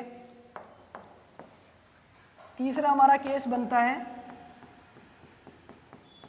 a1/a2 इक्वल टू b1/b2 और ये c1/c2 के भी इक्वल हो जाता है। तब रेखाएं आपकी संपाती होती है। संपाती मतलब एक रेखा उसी रेखा के ऊपर बन जाती है दूसरी रेखा भी। ठीक है, और यहाँ आपको मिलते हैं अनंत हल। अनंत हल क्योंकि जहाँ बिंदु टच हो रहा है, जहाँ रेखाएं टच हो रही है, वहाँ प्रत्येक बिंदु पर आपको क्या मिलेंगे, हल मिलेंगे। ठीक है, और इस प्रकार की जो रेखाएं होगी वो भी आपकी कैसी होगी, संगत होगी। ठीक है,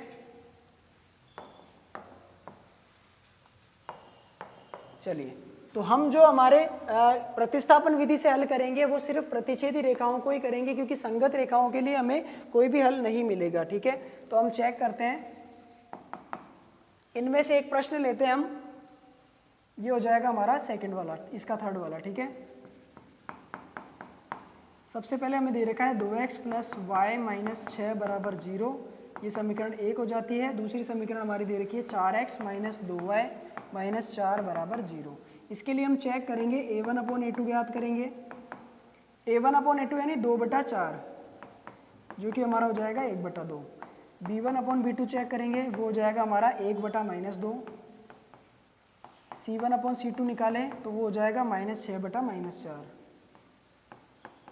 माइनस से माइनस कैंसिल तो 3/2 हो जाएगा क्योंकि 2 से कैंसिल हो रहा है। ठीक है, अब ये निकाल लिया। चूंकि a1 upon a2 not equal to b1 upon b2, यही बराबर नहीं आ रहा है तो रेखाएं कैसी होगी? प्रतिच्छेदी होगी तथा इस समीकरण के जो समीकरण युग्म होगा वो कैसा होगा? संगत होगा। समीकरण युग्म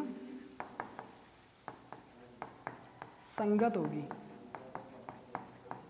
ठीक है, और अगर आपकी समीकरण युग्म संगत है तो उसको हम प्रतिस्थापन विधि से हल करते हैं। ठीक है, प्रतिस्थापन विधि से हल करने के लिए हमें क्या करना पड़ेगा? यहाँ से किसी एक चर राशि को अकेला करना होगा, फिर उसका मान दूसरी समीकरण से उठा के उसमें रखना होगा। ठीक है, या उस चर राशि का मान दूसरी समीकरण में रख देंगे तो हमारी समीकरण में x और y का मान आ जाएगा। ठीक है, तो समीकरण 1 से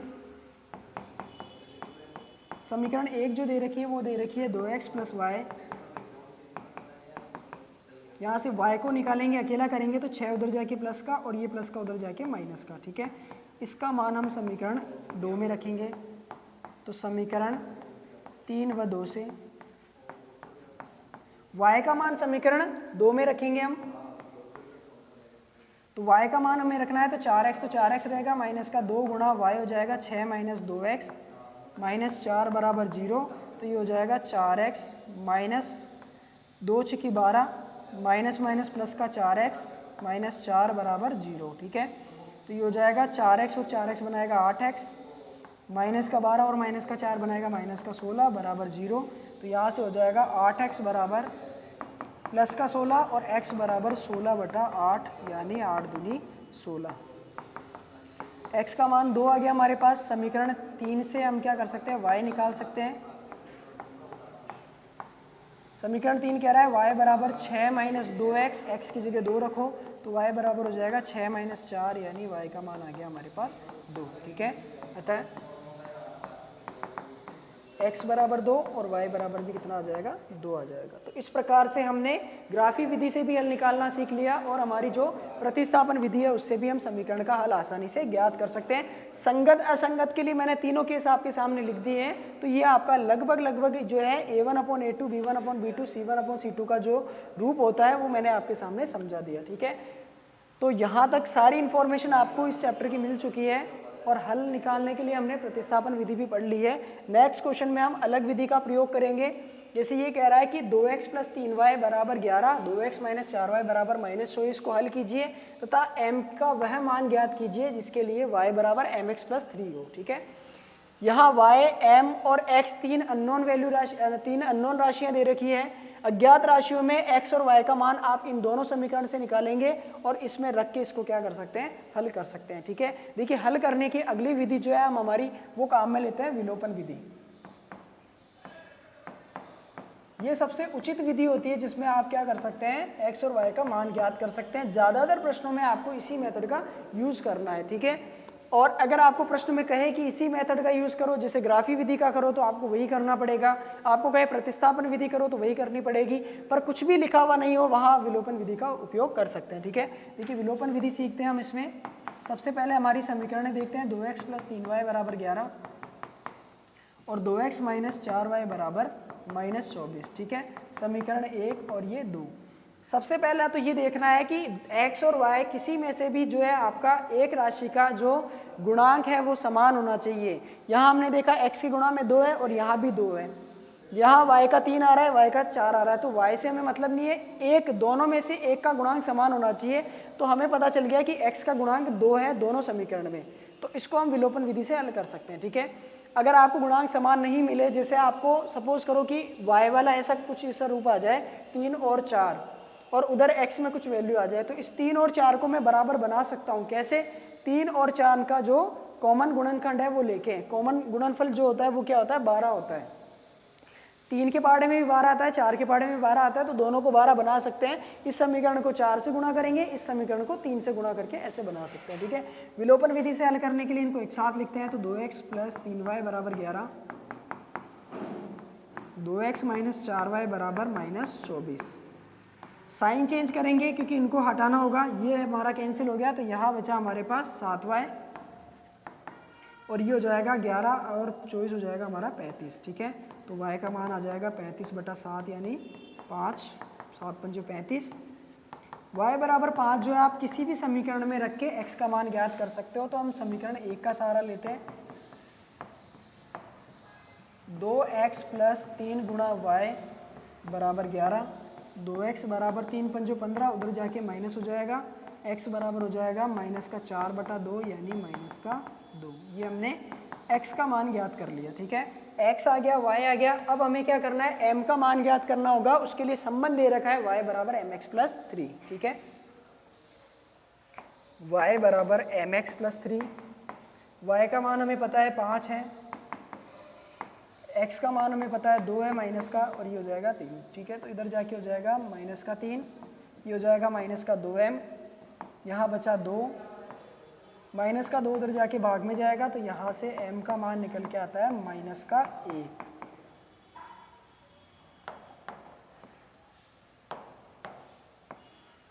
तो इस प्रकार के प्रश्नों में हमें x और y निकाल के फिर हम जो है m का मान आसानी से ज्ञात कर सकते हैं, ठीक है।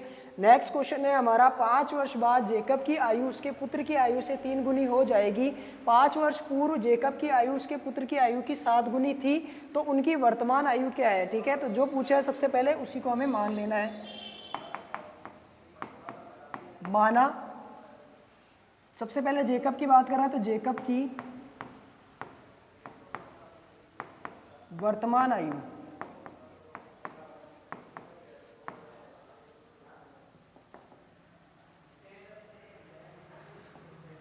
वो हो जाएगी x वर्ष, तथा पुत्र की वर्तमान आयु y वर्ष। जो पूछा है उसी को x और y में मानेंगे हम। अब उसने बोला है कि 5 वर्ष बाद जेकब की आयु उसके पुत्र की आयु से 3 गुनी हो जाएगी। 5 साल बाद की बात कर रहा है। आज अगर जेकब की आयु x वर्ष है, तो 5 साल बाद उसकी आयु x प्लस 5 हो जाएगी।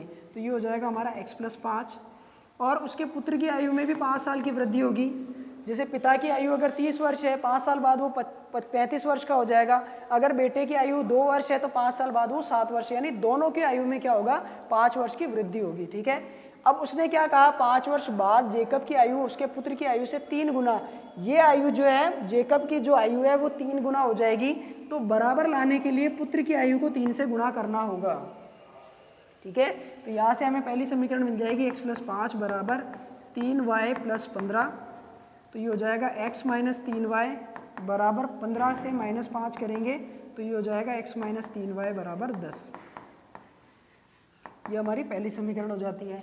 दूसरी समीकरण के लिए हम लिखेंगे जेकब की, आगे उसने बोला है 5 वर्ष पूर्व, 5 साल पहले की बात कर रहा है, तो दोनों की आयु में से हमें क्या करना होगा, 5 साल को माइनस करना होगा। बाद के लिए तो जोड़ना होगा, और पूर्व की बात कराए तो माइनस करना होगा। जेकब की आयु उसके पुत्र की आयु से 7 गुनी थी, तो 7 गुनी जेकब है, तो उसकी आयु पुत्र की आयु को 7 से गुणा करेंगे, तब जाके वो दोनों आपस में क्या होंगे, बराबर होंगे। इसको हल कर लेते हैं। x माइनस 5 बराबर 7y minus 35, x minus 5 minus 7y, या माइनस 5 को उधर ट्रांसफर करेंगे तो ये माइनस 7y हो जाएगा, इधर माइनस 35 और इधर प्लस 5 हो जाएगा। तो ये हो जाएगा x माइनस 7y बराबर माइनस 30, ठीक है। ये हमारी दूसरी समीकरण हो जाती है, जिसको विलोपन विधि से हल करके आप x और y के मान ज्ञात करेंगे। तो x यानी जेकब की आयु आ जाएगी, y यानी उसके पुत्र की आयु आप ज्ञात कर सकते हैं, ठीक है। नेक्स्ट क्वेश्चन है हमारा, 2 अंकों की संख्या के अंकों का योग 9 है। इस संख्या का 9 गुना संख्या के अंकों को पलटने से बनी संख्या के 2 गुने के बराबर है। इस प्रकार के प्रश्न आपके एग्जाम में आने के चांसेस ज़्यादा हैं। ये क्वेश्चन जो है थोड़ा सा हटकर है। इसमें आपसे पूछा है कि 2 अंकों वाली संख्या ज्ञात करो, तो 2 अंकों वाली संख्या की शुरुआत 10 से होती है, तो 10, 11, 25, 15, 52 इस प्रकार की कोई संख्या होगी, ठीक है। तो हमें 2 अंकों वाली संख्या में से क्या करना होगा, उसका इकाई अंक और उसका दहाई अंक मानना होगा। ठीक है, तो हम लिख सकते हैं कि माना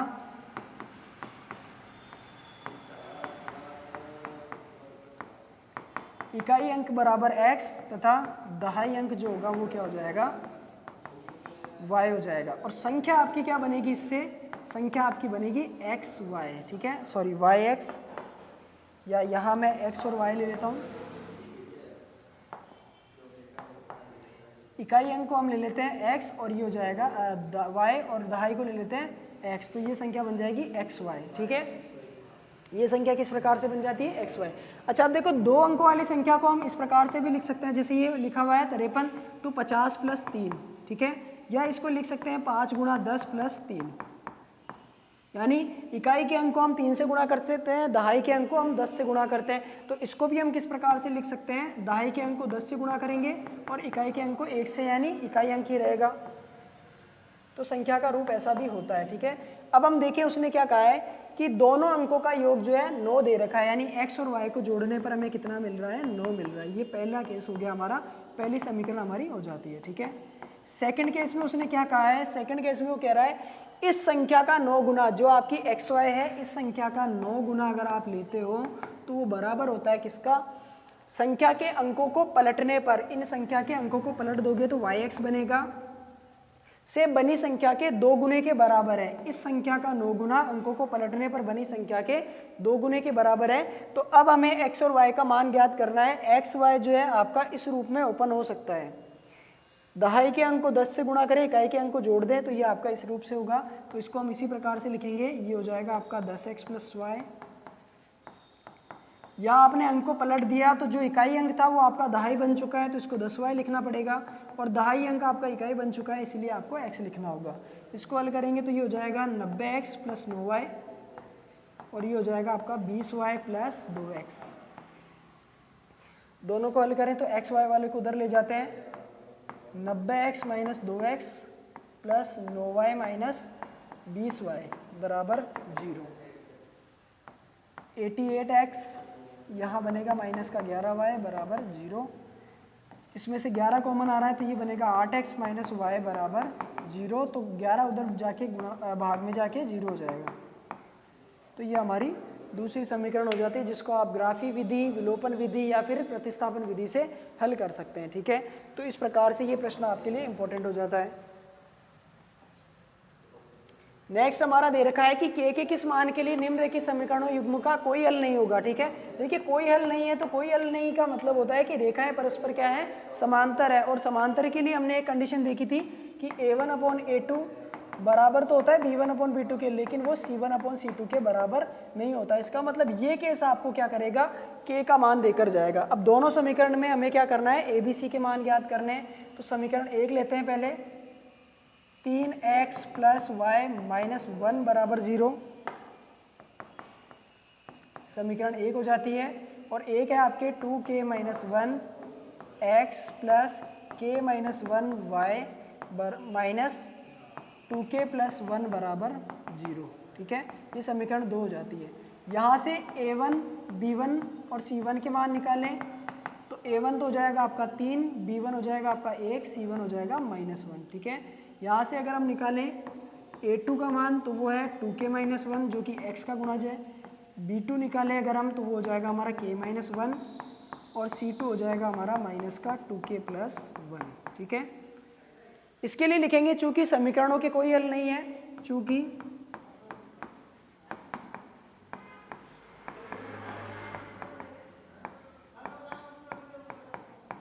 समीकरण के कोई हल नहीं है, इसका मतलब हो जाएगा a1/a2 = b1/b2।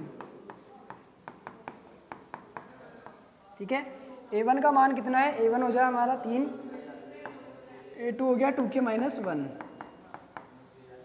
b1 हो जाएगा 1 और b2 हो जाएगा हमारा k - 1।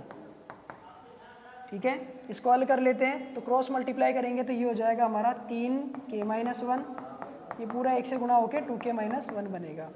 3k - 3 बराबर 2k - 1, 2k उधर जाके माइनस हो जाएगा, 3k - 2k बराबर 3 - 1, ये इधर आके प्लस का, तो k बराबर हमारा आएगा 2। तो इस प्रकार के प्रश्नों में हम k का मान आसानी से ज्ञात कर सकते हैं। ठीक है, नेक्स्ट हमारा एग्जाम्पल नंबर 19 दे रखा है आपके तीसरी प्रश्नावली का कि एक नाव 10 घंटे में धारा के प्रतिकूल 30 किलोमीटर तथा धारा के अनुकूल जो है 44 किलोमीटर चलती है। प्रतिकूल का मतलब हो गया कि अगर आपकी धारा जो है, अगर आपकी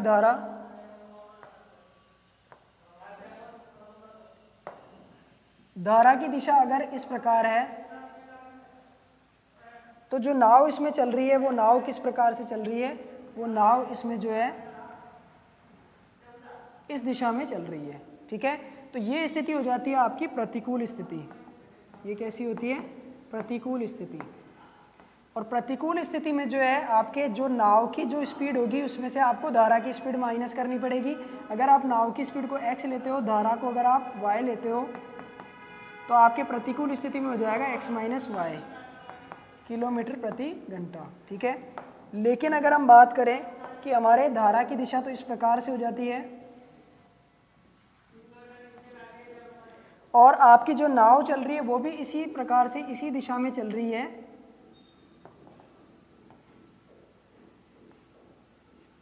इसी दिशा में, तो ये स्थिति हो जाती है आपके अनुकूल।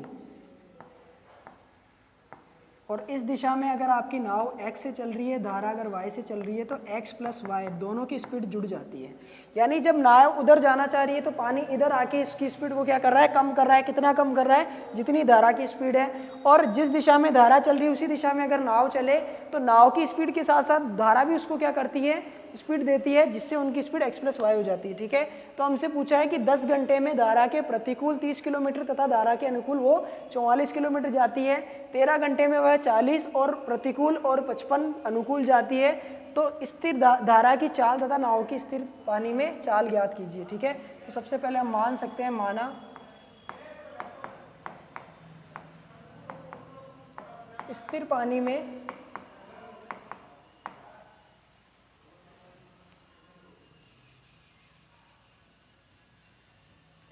में नाव की चाल वो हो जाएगी हमारे x किलोमीटर प्रति घंटा और धारा की चाल y किलोमीटर प्रति घंटा। ठीक है, ये मैंने बता दिया आपको कि प्रतिकूल स्थिति में ये स्पीड लेनी है, अनुकूल स्थिति में ये स्पीड लेनी है। अब उसने कहा कि 10 घंटे में जो है वो प्रतिकूल स्थिति में तो इतना चलता है और अनुकूल स्थिति में, यानी आपको सामने जो दे रखा है समय दे रखा है। ठीक है, सामने क्या दे रखा है, समय। और आपको पता है कि जो समय का फॉर्मूला होता है वो क्या होता है, टाइम इज इक्वल टू होता है आपका डिस्टेंस अपॉन स्पीड, यानी समय बराबर दूरी बटा चाल, ये फॉर्मूला होता है। तो सामने अगर आपको समय दिया है तो यहाँ भी समय बनाना पड़ेगा। समय इस रूप में बनेगा, धारा के प्रतिकूल वो 30 किलोमीटर जाता है तो प्रतिकूल स्थिति में प्रतिकूल का भाग लगेगा, प्लस अनुकूल स्थिति में वो 44 जाता है तो उसमें अनुकूल स्थिति का भाग लगेगा, यानी ये आपकी एक समीकरण हो जाती है। ठीक है, ये आपकी समीकरण नंबर 1 हो जाती है। फिर अगर हम बात करें दूसरी समीकरण की कि 13 घंटे वो टोटल टाइम लेता है, प्रतिकूल वो जाता है 40 किलोमीटर तो 40 में प्रतिकूल स्पीड का भाग देंगे और अनुकूल वो जाता है 55, तो ये हो जाएगा आपका x प्लस वाई, समीकरण नंबर 2। ठीक है, अब इस प्रकार की जो आपके समीकरणें होती है, इन समीकरणों को हम किस प्रकार से हल करेंगे कि हमें ये जो रूप दे रखा है इनका हर वाला, यहाँ x माइनस वाई, यहाँ x माइनस वाई, यहाँ x प्लस वाई, तो यहाँ 1/x माइनस वाई को हम नया चर नाम देंगे, 1/x प्लस वाई को नया चर बोलेंगे। ठीक है, तो हम लिख सकते हैं 1/x माइनस वाई बराबर a और 1/x प्लस वाई बराबर b। अब इससे क्या होगा, इससे हमारी समीकरणें सरल हो जाएगी। 30 और 1/x है तो 30 से बोलेंगे इसको, ये हो जाएगी 44b बराबर 10, समीकरण नंबर, चलो इनको हम समीकरण नंबर नहीं देते हैं, ये समीकरण हो जाएगी हमारी 40a प्लस 55b बराबर 13। ठीक है, ये हमने दो अलग नई समीकरण तैयार कर ली जिसमें हम a और b का मान आसानी से ज्ञात कर सकते हैं विलोपन विधि से, या जो भी विधि आपको ज़्यादा इजी लगे उससे हम निकाल सकते हैं। a और b का मान ज्ञात होने पर हमें x और y में फिर से एक नई समीकरण बनेगी जिसको भी हम विलोपन विधि से हल कर सकते हैं, यानी इस प्रश्न में आपको लगातार 2 बार विलोपन विधि का प्रयोग करना होगा। ठीक है, तो देखते हैं यहाँ से सबसे पहले ये हमारी समीकरण हो जाती है। तो इसको विलोपन विधि से हल करने से पहले इनका एक गुणांक समान बनाना होगा। तो 30 और 40 को मैं 120 बना सकता हूँ, यहाँ 4 से गुणा करके, यहाँ 3 से गुणा करके। तो ये हो जाएगा आपका 120 प्लस 4 से गुणा करेंगे, 4 चौक 16, एक 4 चौक 16 और एक 17 बराबर 40। ठीक है, नेक्स्ट हो जाएगा आपका 120A प्लस 3 से करेंगे, 3 पंजो 15 हासिल का, एक 3 पंजो 15 और एक 16, तो 165 भी बराबर में आएगा आपके पास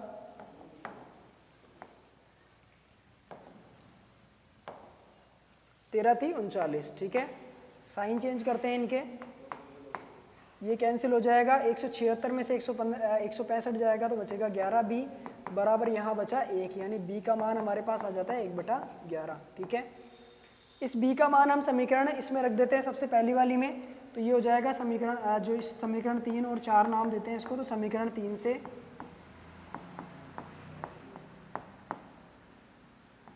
30A प्लस 44B यानी 1/11 बराबर 10। ठीक है, 11 से जाएगा 4 बार, तो 30A बराबर बनेगा हमारा 10/10 माइनस 4, तो A बराबर बनेगा 6/30 यानी 1/5।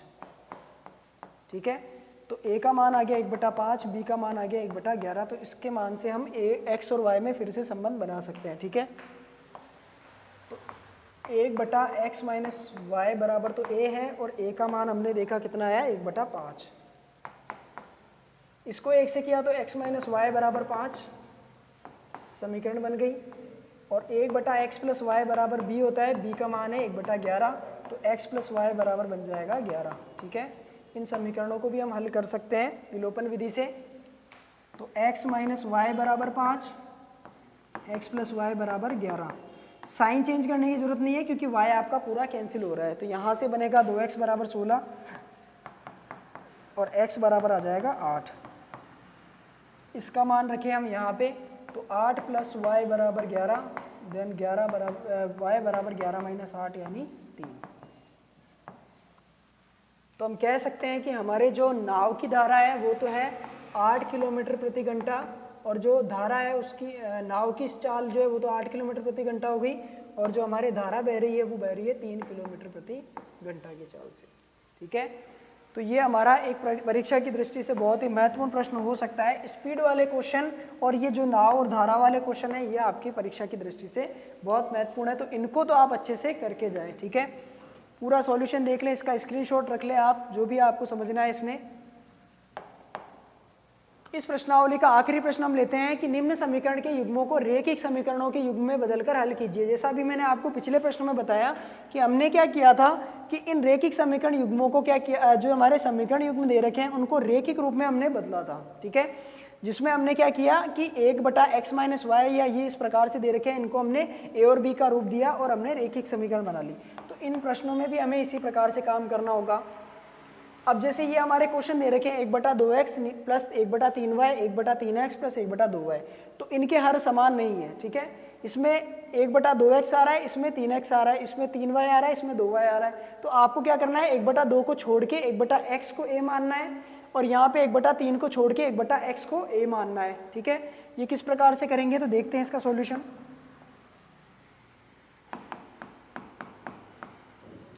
एक बटा 2x प्लस 1/3y बराबर 2। इसके लिए मैं लिख सकता हूँ 1/2 और ये हो जाएगा 1/x प्लस 1/3 1/y बराबर 2। ठीक है, इधर दूसरी समीकरण लेते हैं 1/3x प्लस 1/2y, तो इसको लिख सकते हैं 1/3 1/x प्लस 1/2 और 1/y बराबर 13/6। ठीक है, 1/x को बोल सकते हैं a,